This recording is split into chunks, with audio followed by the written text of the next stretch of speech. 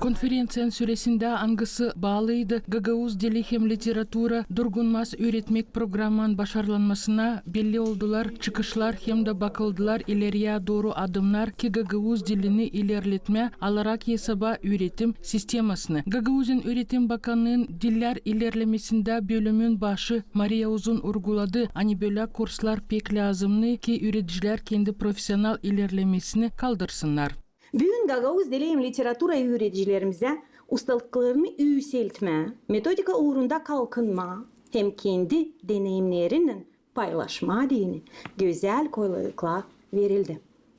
Bu taraftan açılan ustalıklarını yükseltmek kursları öğreticilerimize büyük bir destek, ana dilimizin hem zengin kültürümüzün korunmasına da çok önemli bir adımdır.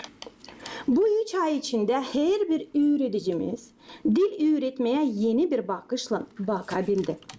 Biz gördük ne kadar faydalı çok dillilik bizim uşaklarımız için hem ne kadar yardım eder sıfırlı teknolojiyalar, Gagavuz dili hem literatura derslerinde. Kursaların programmasına 4 modül girdi. Zamandaş yaklaşmalar Gagavuz dili hem literatura öğretmesinde, psikoloji, pedagogika özellikleri dilin öğrenmesinde, informasiya kommunikasya teknolojiyaların kullanması hem öğreticinin profesyonel kompetensiyaların ilerlemesi. Moldova'nın Öğretim Ministerliği'nin temsilcisi Ivan Dominika kutlayıp öğreticilerin nişanladı. Это не является первым проектом, и вы помните, что в прошлом году тоже на базе Комрадского государственного... Bu dil ilk böyle projekt bıldır. Komrad Devlet Üniversitesi'nin bazasında geçtiler. Kursalar kvalifikasya yükseltmesine angısında 70'ten ziyade terbiye edici angılar Gagavuz dilini götürürler, kablettiler bilgileri. Bu işin iyi çıkışları oldular temellen ki böyle programaları ilerletme. Bugün 47 öğretici geçti öğrenmeyi da bu sadece ilk etap. Biz niyetleniyoruz böyle kolaylıkları temsil etme hepsi öğreticilere angılar isterler квалификациясını kaldırma. Привлечем и других преподавателей, то есть в этом году мы говорим о 45 преподавателей, 47 преподавателей в следующем году, то есть мы возьмем оставшихся преподавателей, которые захотят пройти курс повышения квалификации по гагаузскому языку.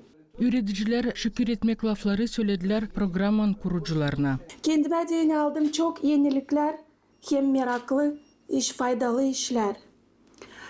Kurslar bana yardımcı oldular. Yükseltme öğreticilik uğrunu olma ileride. Hem meraklı hem faydalı olma uşaklara her bir taraftan.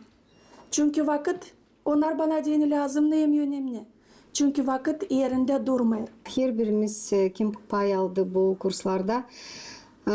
Şükür eder Moldova'nın Üretim hem Araştırma Ministerliğine, Gagavuzya'nın Genel Üretim Bakanlığı'na bu kurslar için. Bu öğrenmek bizi topladınca bir aileye hangisini biz özleriz.